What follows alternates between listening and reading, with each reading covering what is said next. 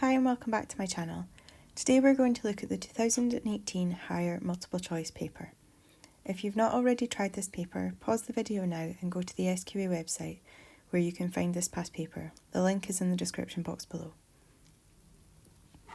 Question 1. The potential energy diagram below refers to a reversible reaction involving reactants R and products P. What is the enthalpy change in kilojoules per mole for the reverse reaction? So the reverse reaction is going to be P to R. Your delta H is always your products minus your reactants. In this case, your products are R and your reactants are P. So if we have a look at the graph, your products are at 40 and your reactants are at 50. So we're going to have 40 minus 50. So it's going to be minus 10 kilojoules per mole, which is B. Question 2. The relative rate of a reaction which reached completion in 1 minute 40 seconds is what? So relative rate is always 1 divided by time. Your time needs to be in consistent units, so we're going to change this to seconds. So 1 minute and 40 seconds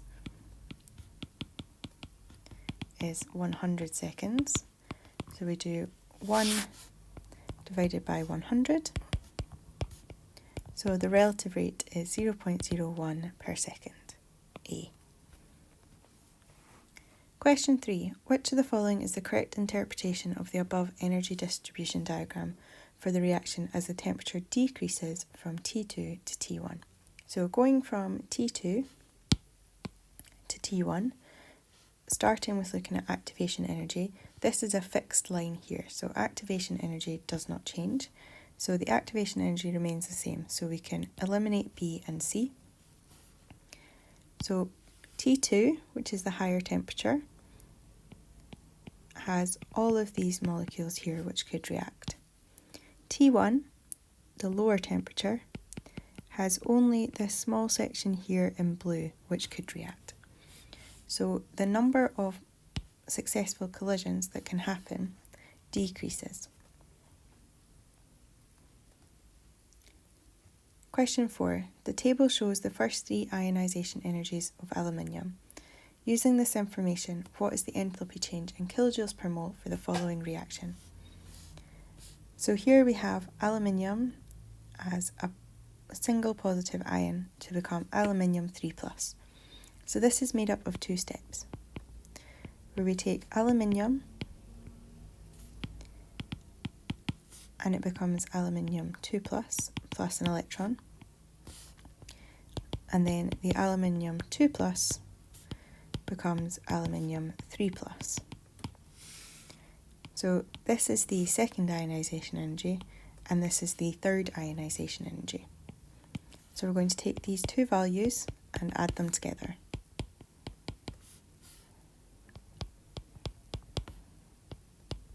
So that gives us C as the answer. Question 5. An element contains covalent bonding and London dispersion forces. The element could be what? So you're expected to know the bonding and structure of the first 20 elements. So boron is covalent but is a network, so has no London dispersion forces. Neon is monatomic, so has no covalent bonding but does have London dispersion forces. Sodium is metallic, and therefore no London dispersion forces. And sulfur is a small covalent molecule. It exists as rings of S8, which have London dispersion forces between them. Question 6. Erythrose is a chemical which is known to kill cancer cells and is shown here. What 2 functional groups are present? So we have 3 hydroxyl groups within this molecule, and we also have 1 carbonyl group within this molecule. So we have C, carbonyl and hydroxyl. Question 7. The name of the above compound is what? So to do this, we need to find the longest continuous chain of carbons starting from the carboxyl group, as that will be carbon 1, and bearing in mind that it can go round a corner. So our longest continuous chain has 4 carbons, so will be based on butanoic acid. So we can eliminate C and D. We need to number this chain from the carboxyl carbon. So we've got 1, 2, 3, and 4. You can see on carbon 2 we have 2 methyl groups, and on carbon 3 we have a third. So we have 2, 2, 3 trimethyl butanoic acid A. Question 8. Which of the following is an isomer of pentan-3-ol? So let's start by drawing pentan-3-ol. So this has 5 carbons, and on the third carbon has a hydroxyl group.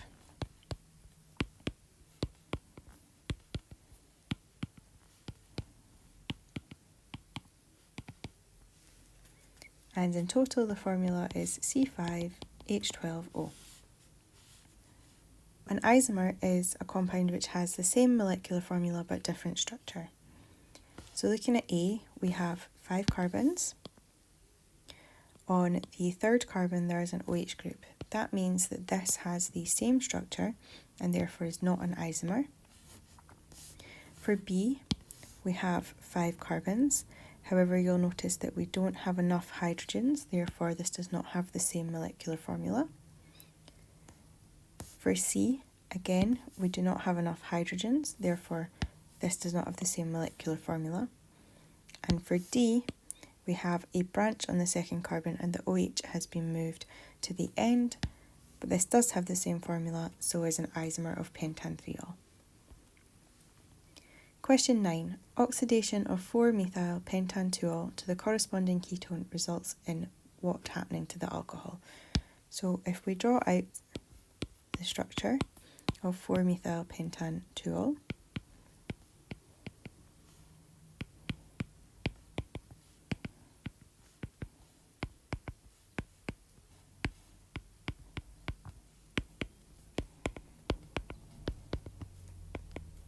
when we turn this into a ketone, we're going to remove this hydrogen here and this hydrogen here. So we're losing H2. We need to look at this in terms of mass that is being lost. So here, if we're losing H2, each hydrogen atom has a mass of 1. We have 2 of them. So for every mole, we have 2 grams of hydrogen being lost, which means that A is the answer. Question 10. Essential amino acids are defined as amino acids which humans must acquire through their diet. This is just a definition which you need to learn.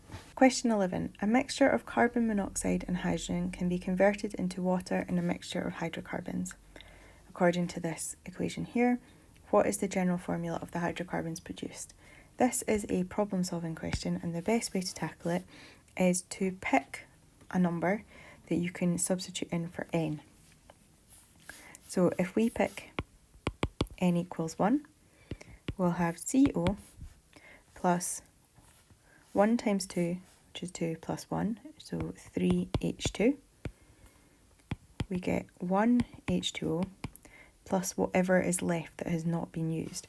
So we have used up oxygen and we've used up 2 of the hydrogens, so we've still got 4 hydrogen atoms left and a carbon, so we're going to be left with CH4. So this is the hydrocarbon for which we're trying to find a general formula. So CH4 is methane, so you should know that that is an alkane, and that forms the general formula CnH2n plus 2. Question 12. A mixture of sodium chloride and sodium sulfate is known to contain 0.6 moles of chloride ions and 0.2 moles of sulfate ions. How many moles of sodium ions are present? So we're going to start from the formula of each of these. So sodium chloride is NaCl. If you have this in solution, you have 1 sodium ion for every chloride ion. So if we have 0.6 moles of chloride ions, then we will also have 0.6 moles of sodium ions. Looking at sulfate, we have Na2SO4. So you have 2 sodium ions for every sulfate ion. So if we have 0.2 moles of sulfate ions, we must have 0.4 moles of sodium ions. So in total, we have 0.6 plus 0.4, which is 1 mole of sodium ions. Question 13. Under the same conditions of temperature and pressure, which of the following gases would occupy the largest volume? So this is a molar volume question and relies on the fact that 1 mole of any gas occupies the same volume. So we have masses of our gases here, so we need to calculate the moles for each of these. So we're going to use moles equals mass divided by gram formula mass. So for A, we have 0.2. We have hydrogen, which is diatomic and has a mass of 2. So we have 0.1 mole of hydrogen. B, we have 0.44. We have carbon dioxide, which has a mass of 44. C, we have neon, which has a mass of 20. D, we have argon, which has a mass of 40. So our largest volume will be that which has the largest number of moles, which is A, the hydrogen. Question 14. What volume of gas in centimetres cubed would be obtained by the reaction between 100 centimetres cubed of ammonia gas and excess copper 2 oxide? All volumes are measured at atmospheric pressure and 20 degrees. So we're going to rewrite the equation putting in the state symbols.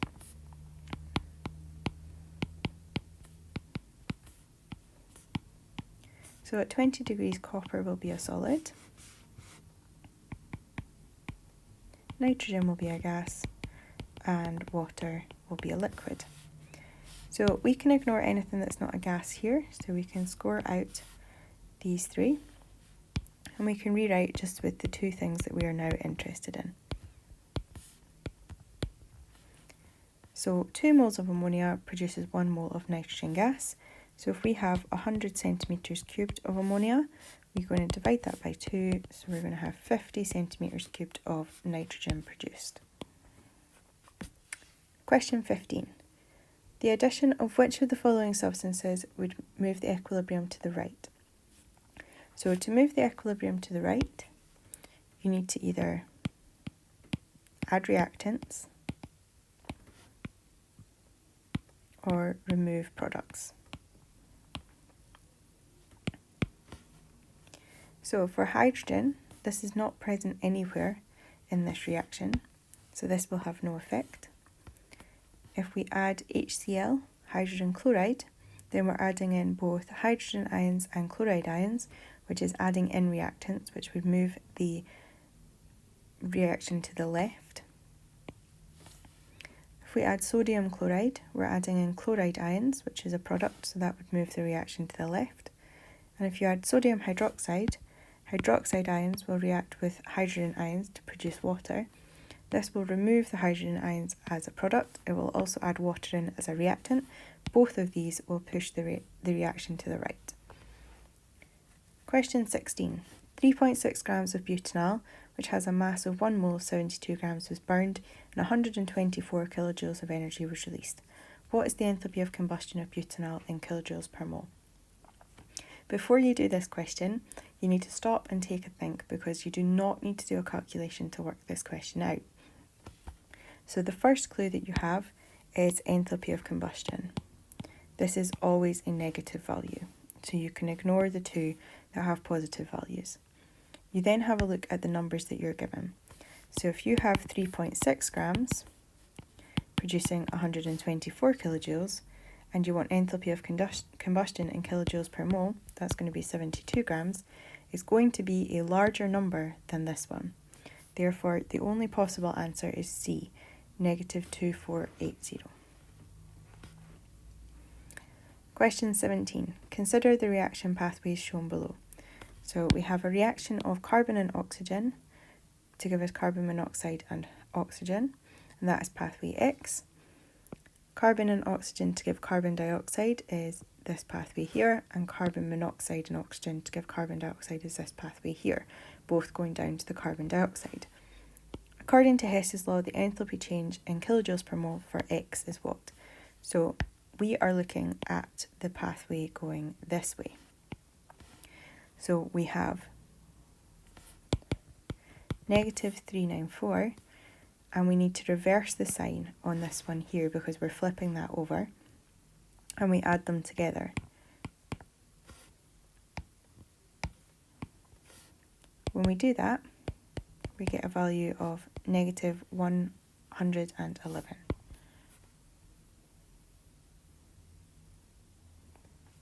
Question 18. Which of the following ions could be used to oxidise sulfite ions to sulfate ions? So to do this, you want to look at page 12 of your data book where you have the electrochemical series. So we have sulfite ions going to sulfate ions, and this is an oxidation equation.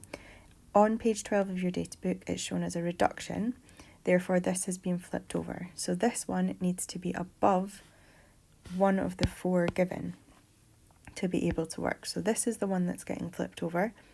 So having a look at each of these, you want to find the one which is below this, and the only one which is below that equation is C, Fe3+. Question 19. During a redox reaction, nitrate ions, NO3- are converted to nitrogen monoxide. Which line in the table correctly completes the ion electron equation? So here we have the nitrate ions going to the nitrogen monoxide. So the first thing you need to do is to balance the main element, which it already is. The next thing to do is to add water to balance oxygen. So you have 1 oxygen on the right and 3 on the left. So we need to add 2 water molecules to the right hand side to balance that. The next thing we need to do is to balance the hydrogens. So we've introduced 4 hydrogens. So we're going to add 4 H+ ions. And then finally the electrons get added to the same side as the hydrogen ions to balance the charge.